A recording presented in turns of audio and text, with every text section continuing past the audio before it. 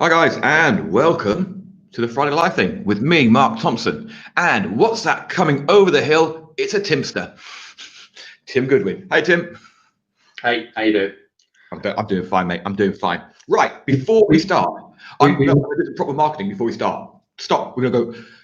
If you like what we talk about here, come and join us at the foundation, which is our free, amazingly free. I don't know how we do it free. Group, our free community. Join smo.com/free. And then you can talk to me and Tim, ask us questions, ask any questions you've got on marketing. We're always there to answer. Our members are always there to answer. The most helpful bunch of people, saves me doing a lot of work. And yes, we're there usually during the week. Try to take weekends off. So if you want to be here, come and join. See, proper marketing. Proper marketing. That makes a change. Getting our brand out, mate. Here we go. Hi, Tamar. Nice to see you today. Hope you're not too smoked up down there in Sydney. Oh, blimmin' hell. Right. So the first thing we talked about this morning when we were planning this, literally, we planned what we talked about one sentence about what we were going to do. And we both had no idea what we'd do. We'll wing it. But the first thing we said was, hell, where's the week gone? Yeah. This week has flown. I think it's going to happen to the end of the year now. We're what, 2 weeks, 3 weeks of Christmas now? 2 weeks of Christmas? Crazy. It is crazy. I think what it is that like last week we had a bit of a mental, I had a mental week despite turning off most of my ads. Yeah. I did an awful lot of internal marketing, if that makes sense. So I was emailing my list. Imagine having an email list and making money from it. Who'd believe it was possible, eh? Oh my God, what a ridiculous suggestion that might be. Yeah. No, and it's like, I kind of went full bore with that last week, sold a whole bunch of stuff, had a really, really good week. And the beginning of this week has just kind of carried on from that. The last couple of days have been a little bit quieter, but thankfully, because we had 2,500 tubs of lean greens turn up in our office. Show the video, mate. Show the video. Right, guys. If you ever think of getting into e-commerce and you want to fulfill your own stock, just look at this and think again. This is what you've got to deal with. Hold on a second. See if I can do that. Yeah, hold on 1 second. Let's press play. So this is my This is my office. Hopefully you can see this. That is great. If you're on the podcast, I'm really sorry you can't see this, but it's worthwhile popping along to YouTube or Facebook just to see the state of Tim's office with thousands and thousands of tubs of lean greens and stuff. It's a bit mental. Yeah, it is. So, actually, let me show you what I've been up to. Yeah, we have boxes up to our eyeballs. Oh, more boxes. But then again, take into account, and this is something really important to understand, is when stuff arrives on a pallet, it normally comes in cases, in boxes like that. The problem with that is that I'd accounted for a certain number of units of stock, but I hadn't actually accounted for what happens to the box that I've taken the stock out of, and where do I put those boxes. So like I've got boxes everywhere on a flat pack, and it's like 190 boxes or something daft, which stacks up to about 7 foot tall like stack of boxes. Oh God, dear, I need another office already. It's good though. At least you're the master of your own destiny. Right. So let me show you what I've been doing this week. It's all arrived the other day, and I've got it up now. So we've got this side here. I've got a full year planner there. It's one of the blank ones from Best Self, so I can fill in the dates myself. I'll be doing that next week. I have got on this side an email sequence that I'm working on. This was a tip that you may remember Tim. Well, he didn't really give a tip on one of his shows one day. He had all his emails behind him, and I asked him for. I thought, good idea. I put them up, and I immediately went, oh, that email's a bit long. It's 4 full pages compared to the rest of them, which are 2 pages. So I know which email I'm going to be working on. It's interesting, actually. The whole like doing the email sequences and printing them off is actually a really, really great way of being able to visualize not only just the length of stuff, but also the sort order of your emails. And like, if you're doing anything like Andre's autoresponder madness program, if you print all of your emails out, you'll have sections within each of the email where you're doing open loops. You're telling us link story. straight through to the other one. I mean, one of the things I found is you can literally go, okay, yeah, I can annotate on email number 10 the closing of a loop that I opened in email number 3 and all that kind of stuff. And you can annotate and move stuff around and go, okay, well, that email doesn't fit there. Let's move it across there. And it gives you a much better visual sort of idea of what's going on with your sequence. And the other good thing with it, when you print them out, find yourself a comfy chair somewhere. I've got a nice comfy chair in the corner there. I can go and have a quick snooze when it all gets too much. Just sit there and read them before you put it on the wall. You spot more things reading them away from your computer than you do on the screen. I don't know why it is. Maybe just we're humans and we're weird. But yeah, that's another tip. I was I asked our full-time employee Ellie to if she would like to have a go at creating a version of our landing page, and this is the landing page off a page that we've been using for most of the year, and it's generated multiple 6 figures for us. And she said within about 30 seconds she'd spotted 3 blaringly obvious spelling mistakes and grammatical mistakes, and it's just like nobody gives a flying hoot about all of this stuff. Which just goes to show it really, yes, it is important to read your stuff, but at the same time it might not be that important. Oh my, trust Ian. There you go. Bring back line printer paper. Oh yeah, that's the ones with the tear bits on the side, isn't it? You want dot matrix printers. Yeah. Well, I did actually find there is a video on YouTube, or one of many videos on YouTube, which has the sound of a dot matrix printer. Go look it up. It will take you back if you're of a certain age. Like the sound of a modem dialing up. Yeah. We're showing our age now. Right. Anyway, we are now. You remember, actually, just another thing on sounds. Did you used to have a Spectrum 48K? Wait, of course. And as an X21. When you put your tape in to load up the program that you are uploading, and the noise that it makes is a very, very distinctive noise. Again, it's on YouTube, so yeah, go for it. I remember. Telex machine. We've got completely today, I think Dave's just beaten us totally. The man of the telex machine. What the fuck's the telex machine? I've now got a fax in my office. Yeah. Because it came with a printer, and I went, what the hell is that? I haven't got a phone line, so I don't think the fax is going to work. Give me about 5 seconds. I have to disappear for 5 seconds, okay? I'll talk about something else. Hands up if you remember loading games through tapes. Oh, nobody does. My first computer, I actually remember the very first Pong computer games that were in a supermarket. I think it was Super Quinn, which Dave will know. We are having, no, what you got then? What have you gone and got? No, it's all right. No, sorry, somebody just at the door. Oh, okay. I thought you'd gone to get a ZX Spectrum or something like that.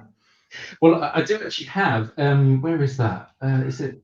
No, it's downstairs in the. Oh, Donald, you win, man. That is proper old school. No, I've actually got on my shelf in my house downstairs. Actually, I've got a Spectrum 48K keyboard, the rubber keyboard. Remember that? Yeah. I've got one of those. Yeah, very cool. Anyway, sorry, we're just going full on retro. Gestetner machines. Do you remember those? Like, right. Back to marketing. So yeah, we're talking about two things, and we've just done it now.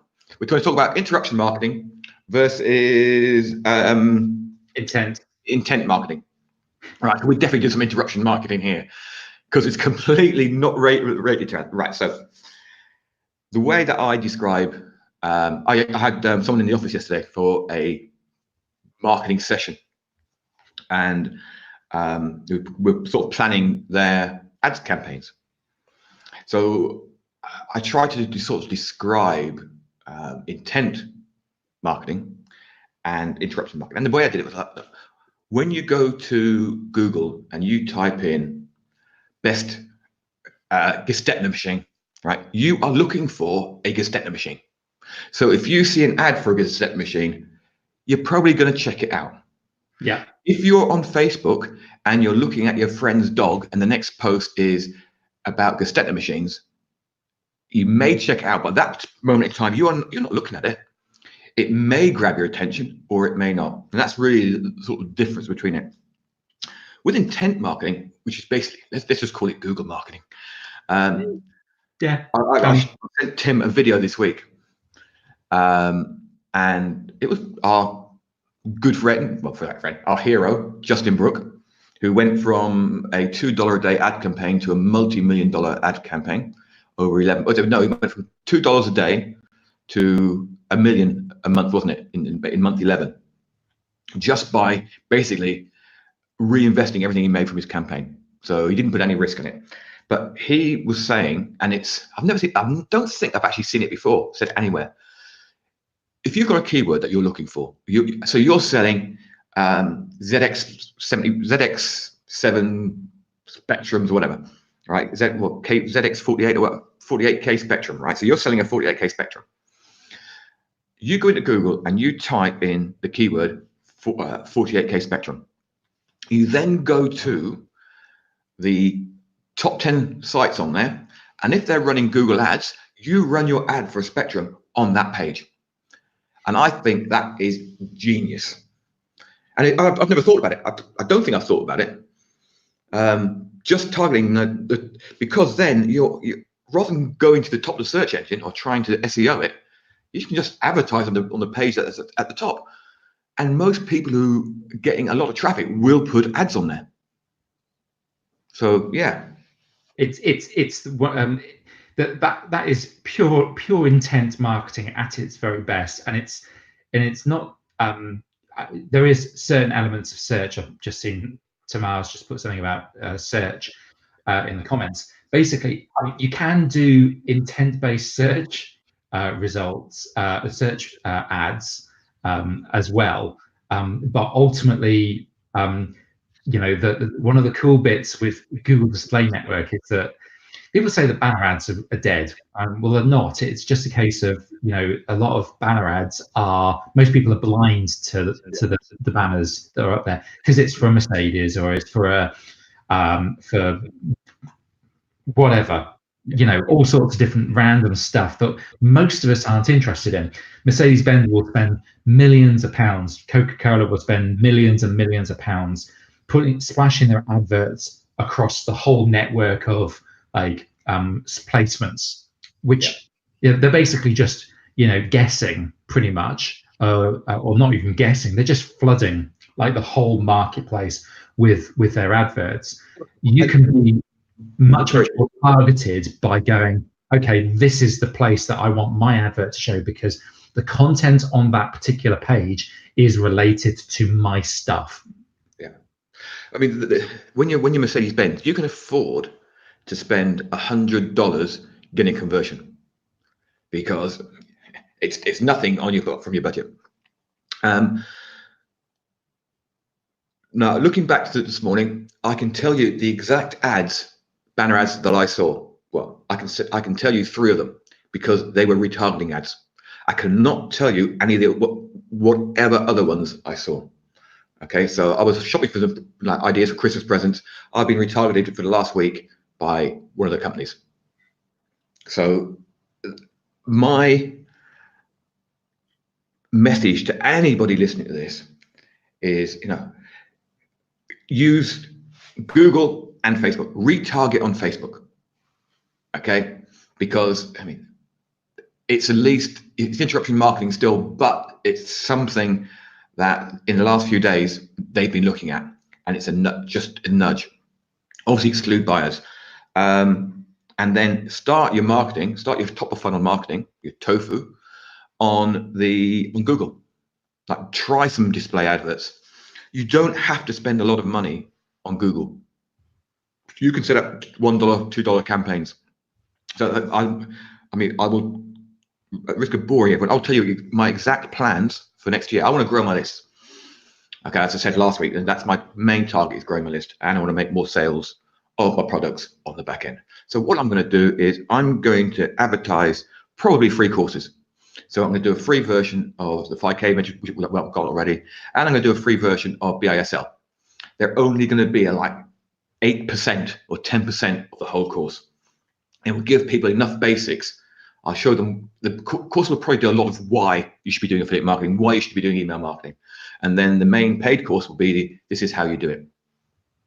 And I'm going to drive people to that through Google search. We're actually ranking, by the way, Tim.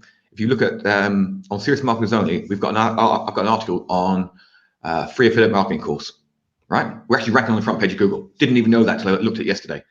So now what I have to do is go and actually make it point to the right course. It actually point to the wrong course.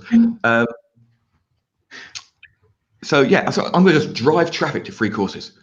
Those free courses get people into my list. The follow-up to that free course, which is the list, that's actually the email sequence on the wall behind me there. It's actually got, as I just did, I think I mentioned, it's got over a 40% open rate already. So I know these emails work.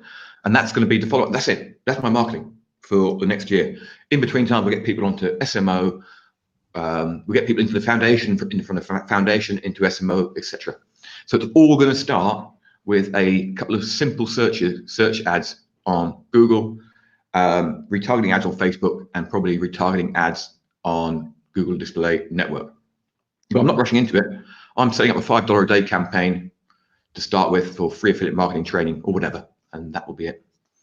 So there's a comment from Tamar asking, so you actually choose which pages to display your ads on? Absolutely correct. Yeah. One of the great things with Google Display Network, so this is essentially what people would say is banner ads on Google properties. So say, for example, you've got like literally millions of pages on the internet which have the AdSense ads, and you can basically go to right down to the granular level of going, I want my advert to show on this exact page. And here's something you can go even more granular on. I can go, say for example, there's a page on, I don't know, msnmoney.com or money.msn.com. Money or whatever. So there's a particular page or a particular section on that particular website. So there's an article about Elon Musk, and it's like you can go, I want my advert to show to on exactly that ad on that page, which has got the article about Elon Musk on it. But I only want it to show it to people that are men between the ages of 25 and 34. And you can put in like all sorts of other like layering onto that as well. You can get super granular. You don't necessarily want to, because you want to kind of like get a bit of a broader sort of field on it, but you can go that granular. And you'll find one of the things you'll do when you start doing some Google Display Network stuff is that you start finding that there's a handful, like 10, 20, maybe 100 pages, URLs, placements, which actually work. All the other millions of placements, they don't. And what you do is you double down on the winners and you ditch the losers. And that's how you win at the Google Display Network game. It's actually it's kind of like, if you think about it from a Facebook standpoint, it's like Facebook, but on steroids. It's kind of like going, I know that this person is looking at this page because it's to do with, I don't know, Elon Musk. And I've got a thing, I sell batteries, as maybe the example, as I've got an advert on there about batteries, and it's like, you can't do that with Google, with Facebook. Facebook, you've got to go, interested in Elon Musk. Yeah. And then when they're looking at their friend's, let's say, birthday party, they're getting the advert because, but here's a tip for you. Go into Facebook and you can actually check what data Facebook has on you. If you look up online the way of doing it, you go in, and when I look at mine, I went, what? I've got no interest in that whatsoever. That explains why I'm getting bloody ads for pregnancy test kits and stuff like that. No, seriously, I did. I actually got, me, a 57-year-old man, got a pregnancy test kit ad. So that's, if you're, for me, I use Google a lot, Google AdWords. I drop in and out of Google Display Network. I've not used it for about a year, and I'm just really now getting back into it because I know that it's a huge area that I've not really tested, certainly with the offer that we've got running at the moment, which we know that works, the landing page that we know that works on Facebook. And I had that realization of like, Jesus, if I actually just did even half as well as I was doing with Google Display Network last year, I would actually crush this. And it would mean that I wouldn't have to chase the tail of the Facebook donkey, anymore, because it's like, I've started my ads up again after Black Friday, and like the ad costs are still just a little bit too high. They're like, instead of it being a £30 or £25 cost per acquisition, we're talking £35-40, which is a bit painful, to be honest with you, on Facebook. Whereas Google, I'm still getting, my 20 pence clicks, which I'm quite happy with. Thank you very much. No, there's a big myth that JB actually discussed about. Actually, he was on a podcast as well last week, and he actually discussed it on the podcast as well. Because one of the hosts said, yeah, but Facebook ads is so expensive. He went, yeah, if you're a plastic surgeon in Palm Beach, of course it's too expensive. Yes, you are going to pay $50 a click, but then again, you're gonna make 10 grand when someone walks through your door. So it's worth it. But and you pointed out that the keyword like how to make money on TikTok didn't exist a month ago or 2 months ago. So there's millions and millions and millions of new keywords come on there every single day. And all you do, well, not every month or every year, you get millions of new keywords. The cost of those is 4 or 5 cents a click. So if you can find new keywords around your niche and new ideas, or even new sort of, if there's controversy around, and you drive people to an article about that controversy, it's cheap. Yep. So there was another comment. So people this one's from Tamara again. So people visiting your website from Google banners ads get Facebook pixels for retargeting. Absolutely. It's like what we've always talked about. Probably over the last couple of years now, we've been talking about this. It's like it's kind of narrowing down that big audience as quickly as possible and as cheaply as possible. So it's like marketing is a game of elimination. And it's calling out who your prospective customer is most likely to be. And you do that as quickly and as cheaply as possible. You don't want to do like the Coca-Cola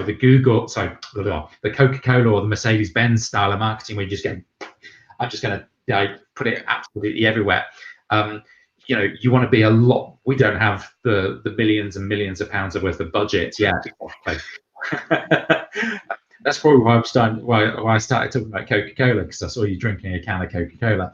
If you're trying to get like get access to your prospects in as broad a way as possible, as quickly as possible, but as cheaply as possible. So you narrow that audience down so you can retarget them on. You can retarget them on Facebook. You can retarget them on YouTube. You can retarget them at on whatever other platform that they might exist on. And that gives you the ability then to spend some more money trying to convert them. But it's like trying to go from that big audience as quickly as possible down to like, okay, these people are most definitely going to buy from us.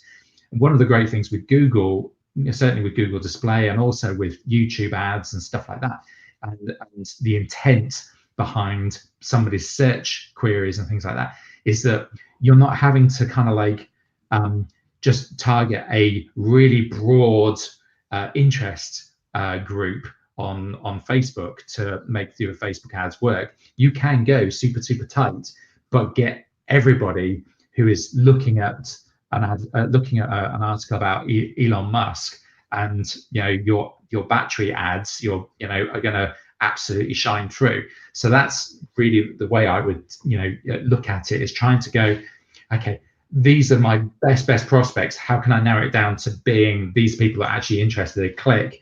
It's a cheap click to come to your website and then retarget them somewhere else.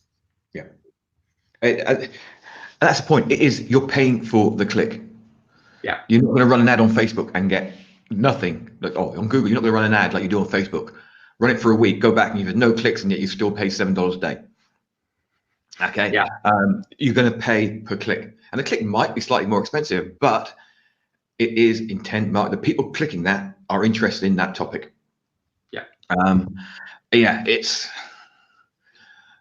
the more you look at Google. Yeah, go. No, it's just the intent marketing once again. It's like affinity audiences and also custom affinity. So like you can actually target people on Google. So like you can target people based upon which websites that they've visited. So say, for example, and we've shown this before, say, for example, my business, Lean Greens, and this is not the way I do it, but say, for example, there's like My Protein and Protein Works and, you know, Optimum Nutrition and all these other companies with all their websites and bodybuilding.com and all this kind of stuff. I could go, I can show my ads to people who just go and look at those particular websites. But here's the cool bit: I can go even more granular on that. I can go, okay, show my adverts to people who visited the greens product page on each of those websites of my competitor websites. So I can start showing my adverts because they've shown an interest in greens products on my competitors' websites. Now I can show my adverts to those people, and that's true intent marketing. It's like people are going, they've shown an intent, they've an interest, an affinity that they're actually going to go and buy something, rather than we're just guessing that they might be interested in CrossFit, and by by association they might also want to buy a greens drink. Yeah. It's not always the case. You can get right down to the nuts and bolts of it and go, this person's looked at other products, other product pages for my competitors' products, and I can show my adverts to them, and that's true intent marketing.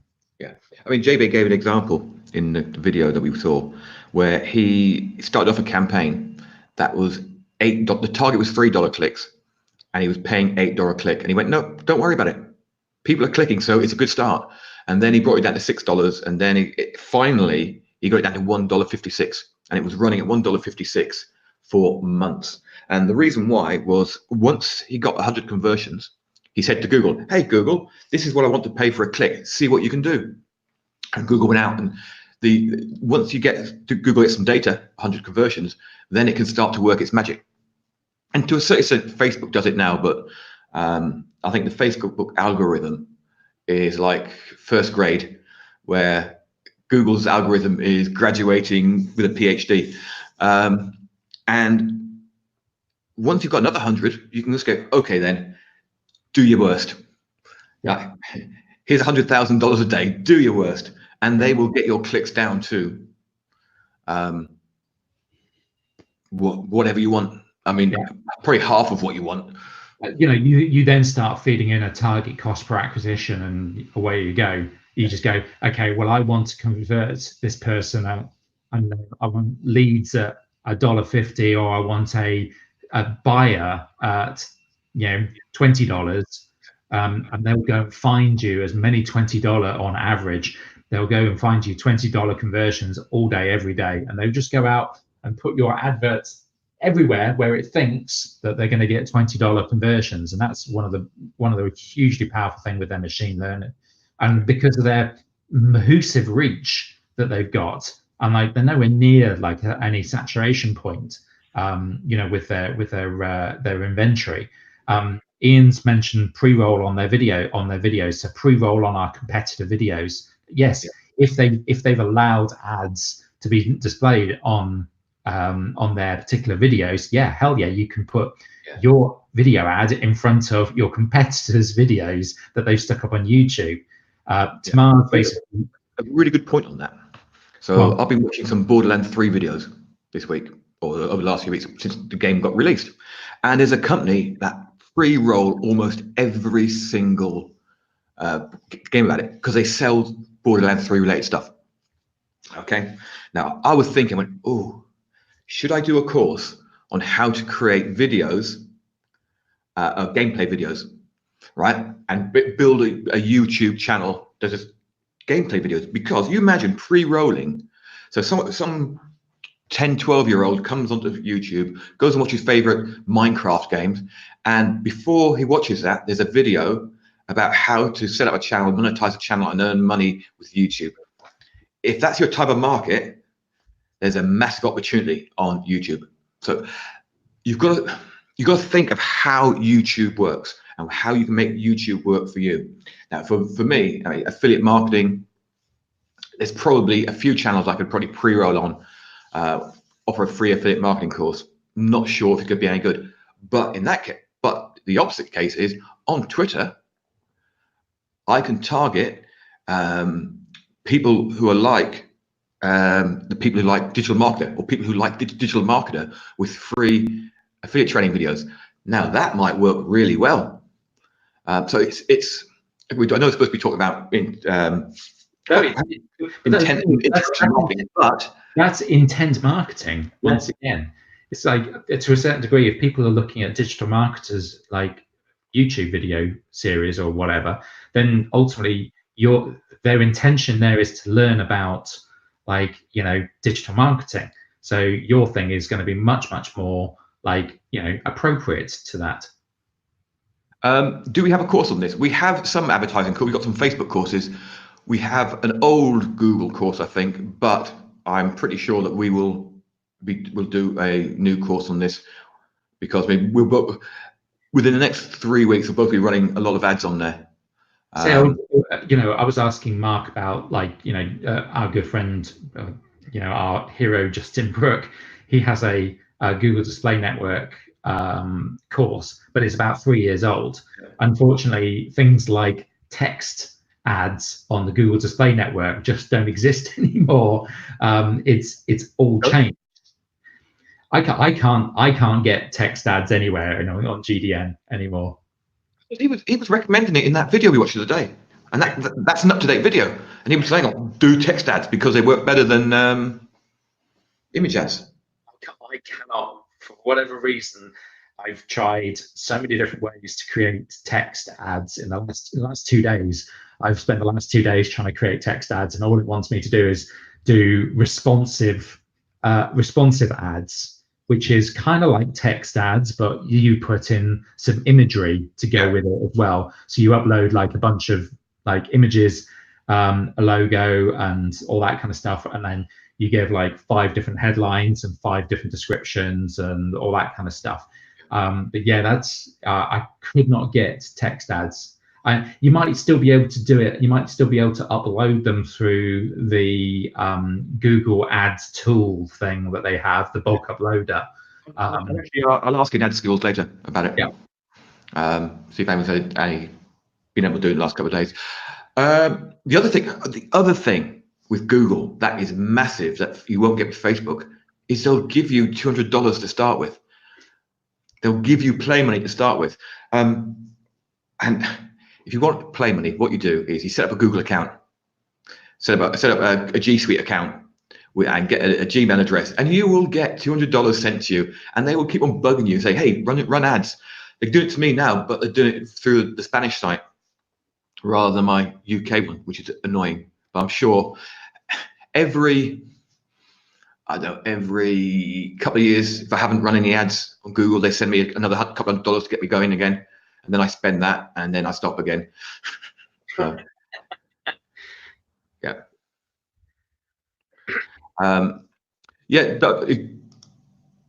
He does update them sometimes. Is that different bits get updated? He's doing a lot of new courses at the moment and redoing them because he doesn't like the old style, I believe. So yeah, well, the GDN one that I've got is the when he was still DMBNI or whatever it was, DBNI, or I can't remember what it was. But yeah, or I am scalable or whatever he wants to call it these days. But ultimately, it's, you know, the context and the idea behind, you know, running the campaigns is still the same. It's just that the creative side of things has changed, and like they obviously Google keeps on adding yet more and more features onto their stuff. Honestly, and we keep on saying this, but like, you know, I run run Google ads just as much as I do Facebook ads. I really do encourage everybody to at least have a play with Google ads, because there is so much more scope available to you on Google ads, and potentially lower costs than Facebook ads. Facebook makes things a little, they say, people say that Facebook's easier. Actually, I think that Google is easier. I think what people don't like about Google is when you start looking at it, it's confusing as hell. Yeah. But once you dive in there and you play with it for a little, it's like any bit of software. If you take an hour to get to learn it, or a weekend to get to learn it, then you're fine. Make some ads you don't have any intention of putting live. Yeah. Play around with it. Click on stuff. Get report. I've still got all my reports from the ads I ran last year on there. Yeah. Be careful though when you run. I run a lot of video ads, and they ended up showing on Justin Bieber videos. Now, Justin Bieber videos weren't probably my target market watching those. So do be careful. So there's certain things you can do with YouTube, and if you're going to start doing anything on Google, I would start very simply with Google search ads, and do run your campaigns based upon keywords, and do it for keywords like your business name, your product name, that kind of stuff, because they're the perfect retargeting ads. So when somebody does a search for, lean greens, they're going to find me, and that's where I get the majority of my conversions from. The next, if you're going to do something like YouTube ads, there is basically decide where you want your ad to show. So use placements as being one of the first things that you use to figure out where your video ad is going to show. So I use a tool called TubeSift. I think it was somebody on here who recommended it to us. But TubeSift is basically a way of, I can do a search for all of the monetizable videos for, say, Joe Rogan Experience, and so I can then grab all of the URLs, all the YouTube URLs, and just target those particular videos. And it stops you falling foul of having my video shown for Justin Bieber. And if you're going to do Google Display Network, is exactly what the starting point for Google Display Network is exactly what Mark said a little earlier. Is like, you go and do a search on Google, on a Google search for the keywords that you want to be shown for, and find all of the pages in the side that say the top 20 or the top 30 pages which are showing Google ads. Grab those URLs of those specific placements and feed that into your Google Display Network campaigns. So you're starting with placements once again, and you're being very, very specific about which pages your ad shows on, and it stops your ads from suddenly just going boom everywhere and getting, spending $100 like that, and you losing your shirt. So placements is definitely a good place to start for Google Display and for YouTube. For Google search, obviously just use your primary keywords. So the keywords for your business name, your product names, your name, if you're a personal brand, that kind of stuff. Yeah. That's where that's a great place to start. Don't bother doing that. Sorry?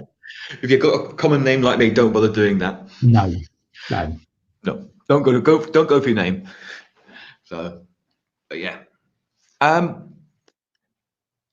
So basically, this turned into a try intent marketing rather than interruption marketing. It wasn't supposed to be like that, but it pretty much, as I said, my method from now on is going to be Google to drive traffic and get leads, Facebook to retarget. Plus, you can also retarget on Google as well. But I'm just going to start off with basic $2, $3, $5 a day campaigns on Google just to get things ticking over. When that starts converting, then I'm going to scale it up. But scaling on Google is really easy compared to scaling on Facebook. You try and scale on Facebook and you break things. Well, that's the thing with say, for example, for Google, if you try and scale on Facebook, you've got to kind of follow these unwritten rules of like, well, don't scale more than 20% a day because your ads will blow up, which is what happens when you try and scale more than 20, 30% a day. Wait, I mean, why on earth would you have a system where you can kill it all by giving them more money? I mean, this frustrates the hell out of me with Facebook. First thing, right? I'm going on a Facebook rant. First thing with Facebook, you struggle to get your ads approved, right? You struggle to keep your ad account. Okay, you struggle to make conversions, and you're going to lose money no matter what you try to start with until you get it dialed in, right? Then you finally get it dialed in and it's working. You're, yes, now we're going to make some money. I'm going to scale it up, and it kills it. I mean, why Facebook? And woe betide, you pause your ad at any point because you run out of stock. Like me, you run out of stock for a couple of weeks, and then you've got a winning campaign and it works and it's doing absolutely, it's really killing it. You have to pause it for a few weeks whilst you get your stock issue sorted, and then you restart it again and it stops working. It's like, seriously. And then the costs go up because it's Black Friday. But I mean, the other thing is, you go on Facebook. Oh, I've lost my train of thought there. There was another one there about Facebook that really did my head in. With Google, if you want to scale, if you want to multiply by wait, stop! I've got it before I forget it again. Ad reps, getting someone to talk to. Google. I had a problem with my ad account on Google. Right, I logged a call. My phone rang within 20 minutes. Right, and someone saying, "Hi, it's Jenny here in the New York office of Google. We've got your call. How can we help you?" And then she spent an hour with me on just talking me through how I can best use the account. She fixed the problem straight away and then talked to me. A real person talked to me. Facebook, I'm talking to the bloody AI half the time. Yep. So Donald says, so you're basically saying use Google and forget Facebook. No. Facebook is basically a great place for retargeting. I absolutely crush it with retargeting. For front end sales, Facebook is like pulling teeth. It really is painful. And yes, you can get it work, and I've had it working this year. And it was like I invested an awful lot of cash in, I do know the amount of money that I've spent this year on Facebook ads, and it makes me just blush. But it's like, you look at the amount of money that I've spent on it and you're going, okay, well, the problem is the time that I've spent to try and get to that point where I've actually got a campaign, and the effort and the pain and the anguish and the mental issues that it's causing me, because you sit there just absolutely crapping yourself that tomorrow it's going to break, which is what will happen. And it's frustrating that you have that, but it is good for retargeting. Yeah, no, I mean that's what I'm just going to use it for retargeting. So anybody sees any of my ads on Facebook, I'm retargeting you, because that's where you're going to see it. When you see my ads anywhere else, then I'm using Google. So. Yeah, no, Donald just said, he's like, I was joking, but no, you're right. It's like, to a certain degree, we are saying forget Facebook, but no, there are elements to it which are great and other parts which aren't. And it's like, to be honest with you, there are better targeting options, and Google's like is the £10,000 gorilla. And people go, oh yeah, well I spend all my money on Facebook ads, and it's like, yeah, that's great. But it's like, look for other options, and we've said it so many times before. But if you basically build your house on Facebook, which to a certain degree I have, it's like, if they shut you down, that's it. You're closed down completely. And at least with Google, you've got a lot more options for you. I have better conversations with my Google ad rep. I've had a phone call every 2 weeks, 2 to 3 weeks on average with my Google rep this year, compared to Facebook, where I've spoken to 2 people the whole year, and the stuff they come up with is utter dross. At least the Google ad rep.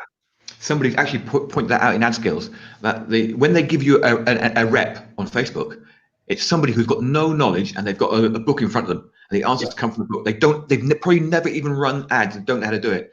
And there's different levels. There's you get a partner a business partner manager or something like a partnership manager. Those are the ones that actually know. But to get there, you're not going to get there unless you're spending a lot of money to get one of those. Not there. So right. So here's a good question: Google to a blog post and then retarget. Not necessarily, because, for example, the keyword free affiliate marketing course. I can send someone straight to the sign up form for my free affiliate marketing course because that's what they're looking for on Google. So I don't have to go and educate them about why they should want a free affiliate marketing course. I can go, here's a landing page, go and check it out, right? Looking for a free affiliate marketing course. Of course they are, they just typed it in.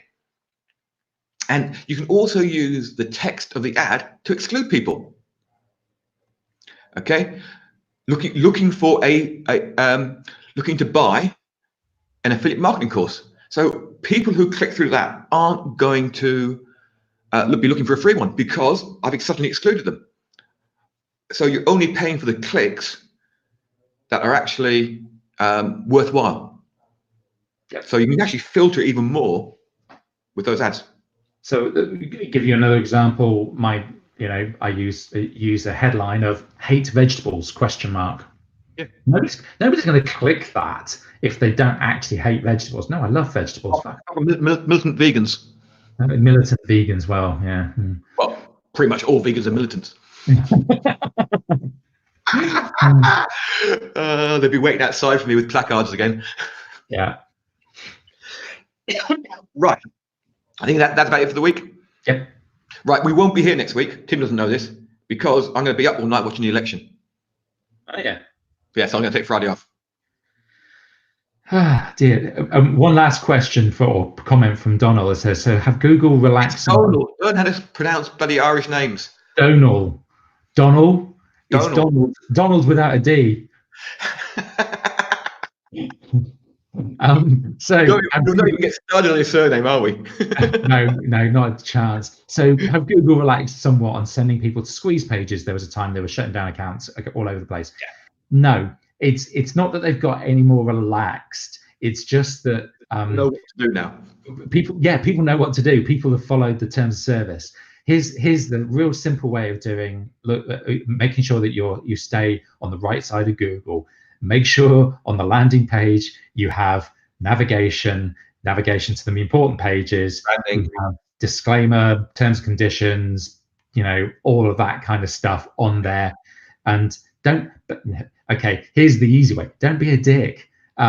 You can send people to a squeeze page, but a squeeze page, you can't send people to a page where the sole reason for sending them to that page is to get them to opt in.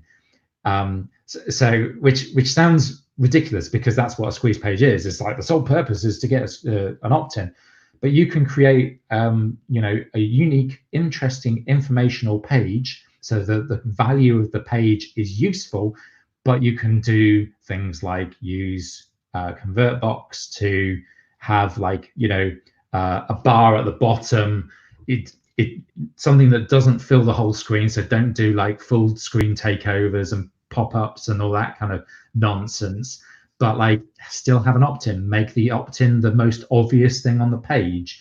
Make it the obvious next thing, the next step to make once they land on that page. Or if you're selling something like we are, it's make sure there is, you're not making any outlandish claims. You're not making any health claims that can't be backed up. You've got your testimonials disclaimer on there with a star against every testimonial. Just follow the terms of service exactly the same as you do with Facebook ads. And it's why people get banned from Facebook is because they don't read the terms of service. And the ad guidelines and the landing page guidelines. Keep it simple. Don't be a dick, basically. So yeah, it's just not become more relaxed. Is that we've just got better at creating the landing pages. They got competition. They've realised that. I mean, they have, rather than just go, oh no, we're the only game in town. Now they're going, okay, look, this is what you need to do, and they will tell you what you need to do. So they don't just ban your accounts left, right, and centre. They are available to do a better job of telling you where you're going wrong. Yeah. So, say for example, I ran an advert, created a bunch of adverts, and I created 10 different headlines or whatever it was. and one of them had the word free in it, and in free as in capital FREE in caps.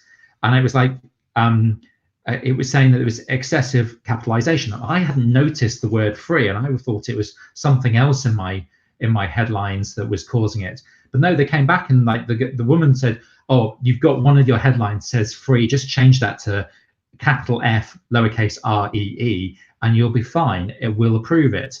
And it was like, my God, they gave me exactly the thing that I needed to do to fix my ad to make sure it ran.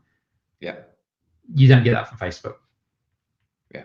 No, you don't get anything like that from Facebook. Right. I don't think I mentioned this, did I? I got these turn up from Best Self today, or the other day. These are little sticky, but the back of them are sticky when you take the paper off. Day planners. You see, it goes Monday, Tuesday, Wednesday, Thursday, Friday, and then a weekend, and then a place at the bottom to write stuff. Okay. I've got one stuck to my desk. I would highly recommend this. You can just plan your week in front and have it stuck on your desk, then dry erase it at the end of the week and start all over again. It's only about 4 or 5. Sorry? Alternatively, get a notebook. Yeah, I got a notebook. I've got stuff written in my notebook, but I mean, this is because it's just next year. I found it so easy. So it's called the Anyplace Weekly Edition. So that's no affiliate links, nothing. Just I highly recommend it. That is probably it. Now, obviously, we've entertained you all day long. So if you're not a member of the free lowercase, capital E, serious marketers only group called the Foundation, come and join us on joinsmo.com/free. And if you want some vegetables in your life, go and get some lean greens. Yeah, I've got 2,500 tubs to sell in like the next month. People notice how we subtly get a picture of a tub of lean greens or lean greens banner into almost every show. Show us your phone, Tim. Oh, we could be great at marketing if we took it seriously. Do they do a whole life one? I see you're talking about the little plastic things. Well, they're quite thick and plasticky. So if you use a dry erase marker, it will last you longer. It will last longer than you. That's why I've got the 2 6-month planners on my wall now. So looking forward to next week when I actually remember to bring a pen with me and start filling them in. Right, guys. I've got to get going. So yeah, I've got to stop waffling. Have a great weekend, guys, and we will see you in 2 weeks' time. Cool. I'll be in bed because I'm going to be up till about 5 o'clock in the morning. Special watching how the future of the once great country goes. Right. Oh my God, I got political. Fucked. Absolutely fucked. I know. See you later, guys. Bye.